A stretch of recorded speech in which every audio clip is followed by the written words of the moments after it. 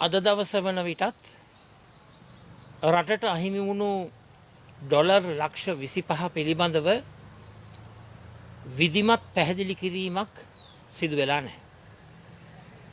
රජය නියෝජනය කරමින් මුදල් අමාත්‍යංශයේ ලේකම් භාණ්ඩාගාර ලේකම් සූර්යපෙරුම මහතා එක විග්‍රහයක් කරනවා.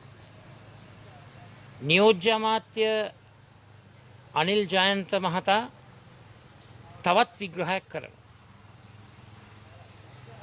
අපේ රටේ ජනතාවට අයිතියක් තිබෙනවා මේ සිදුවුණු දේ පිළිබඳව නිවැරදි සත්‍යවාදී තොරතුරු ලබා ගන්න. ඇත්ත වශයෙන්ම මේ ප්‍රශ්නය නිර්මාණය වුණේ ඔස්ට්‍රේලියානු ණය හිමිකරුව හැටියට පෙනී හිටපු ව්‍යාජ ණය හිමිකාරයෙක්.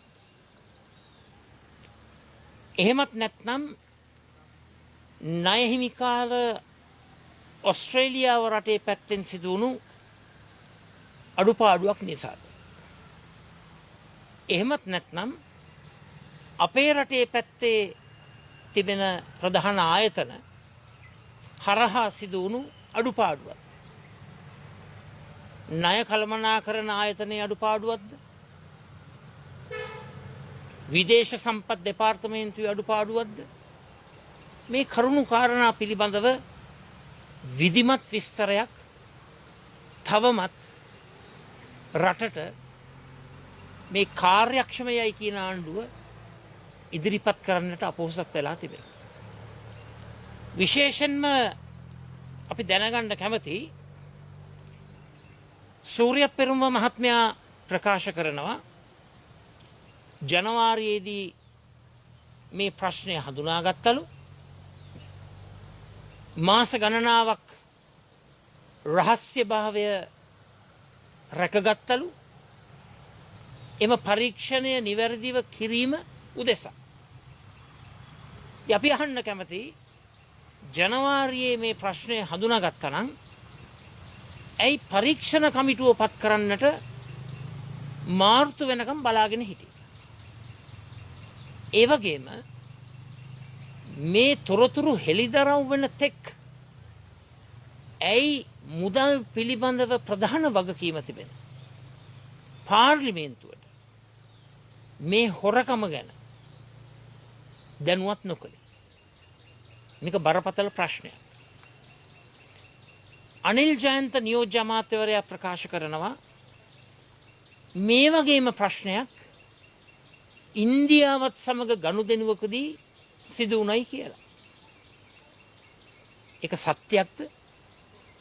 දැන් ඔස්ට්‍රේලියාවට ගෙවන්න තිබුණු ඇමරිකන් ඩොලර් ලක්ෂ 25 අහිමිවීම, නැතිවීම, සොරාකෑම, ඒ වංචාවට අමතරව ඉන්දියාව සමගත් යම් කිසි ගනුදෙනුවක් කරහා මුදල් අහිමිවීමක් සිදු වෙලා තිබෙනවද?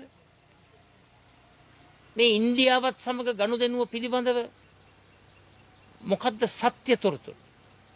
මොකද්ද ඇත්ත කතාව? ඒ පිළිබඳව පැහැදිලි විස්තරයක් රටට ඉදිරිපත් කිරීම රජයේ වගකීමයි. විශේෂයෙන්ම අපි අහන්න කැමති ඔය කුමන දේ සිදු වුණා මාස ගණනාවක් මේ කාරණාව පිළිබඳව තොරතුරු කරුණු කාරණා පාර්ලිමේන්තුවට නොදැන්වීම අපි විශ්වාස කරනවා ඒක බරපතල ක්‍රියාවක් හැටියට. අවබෝධ කරගන්න මේ සිදුවුණු දේ ඉතාමත්ම බරපතලයි. අපේ රට ස්වෛරී වගකීම් රසක් ක්‍රියාත්මක කරන්නට බැඳිලා තිබෙනවා.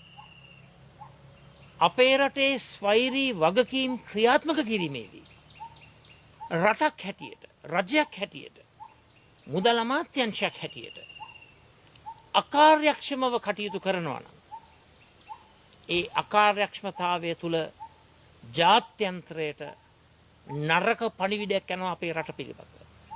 අපි හැමෝම කතා කරන්නේ අපේ රටට විදේශ ආයෝජන ආකර්ෂණය කරගන්න. අපේ රටට ඩොලර් ලබා ගන්න. අපේ රටට ආධාර උපකාර ලබා ගන්න. අපේ රටේ අපනයන ශේෂ්ත්‍රය දියුණු කරන්න. අපේ රටේ නිෂ්පාදන කර්මාන්ත ප්‍රවර්ධනය කරන්න. ඍජු විදේශ ආයෝජන වලට අමතරව රටේ ව්‍යවසායකත්වය දියුණු කරන්න.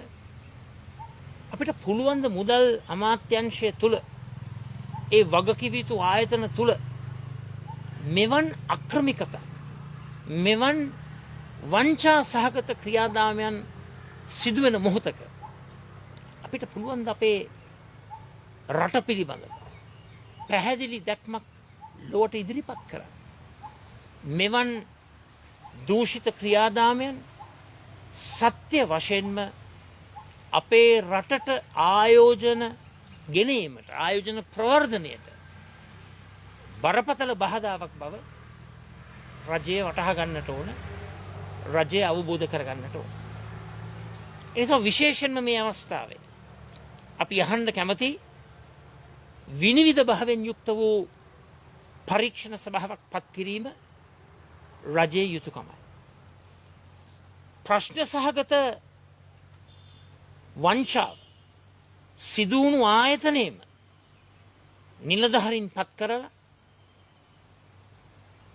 මේ පරීක්ෂණය සාධාරණව ක්‍රියාත්මක කරන්නට බැහැයි කියන එක අපේ විශ්වාසය.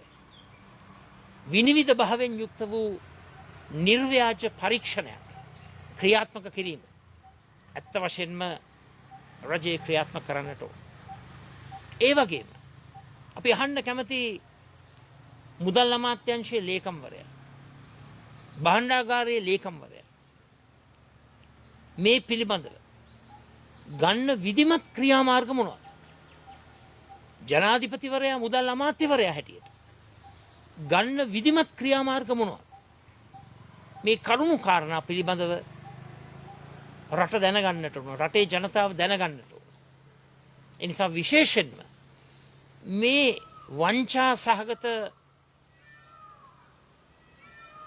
හොරකම තුළින් රටට ඇමරිකන් ඩොලර් ලක්ෂ 25ක් අහිමි කරපු මේ මහා හොරකම තුළින් ඔප්පු වෙලා තිබෙනවා මේ රජය කාර්යක්ෂම රජයක් නොවේ.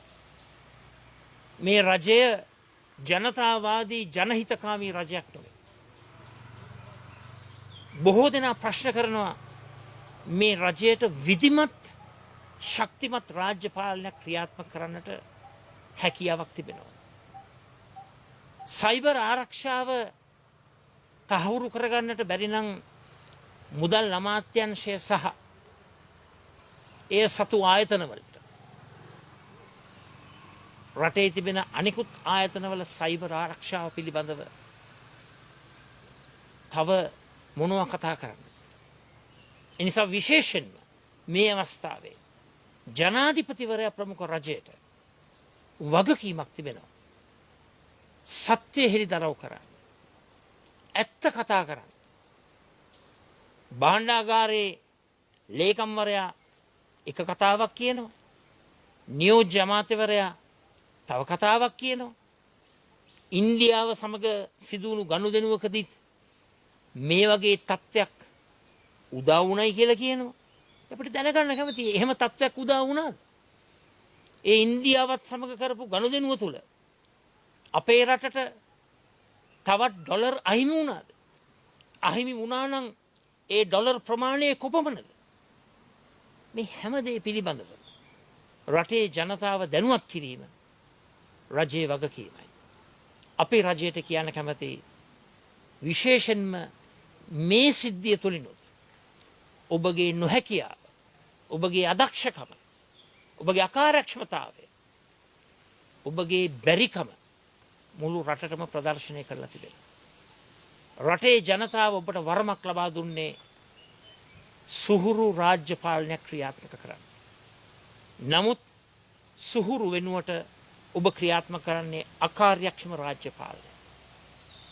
අපි ඉල්ලා සිටිනවා රටට මේ ප්‍රශ්නය පිළිබඳව සත්‍ය හෙළිදරව් කරන්නට ඔබ ප්‍රමාද නොවී කටයුතු කරන්නේ කියන කාරණා.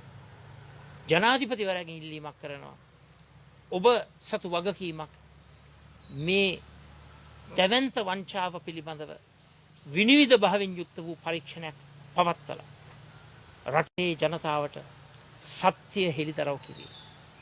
ඇමරිකන් ඩොලර් ලක්ෂ 25ක් අපේ රටෙන් හොරා කෑව මංකොල්ල කෑවයි කියන දේ සුළු කොට තකන්න එපා. එය බරපතල ප්‍රශ්නයක් බවට අවබෝධ කරගන්න.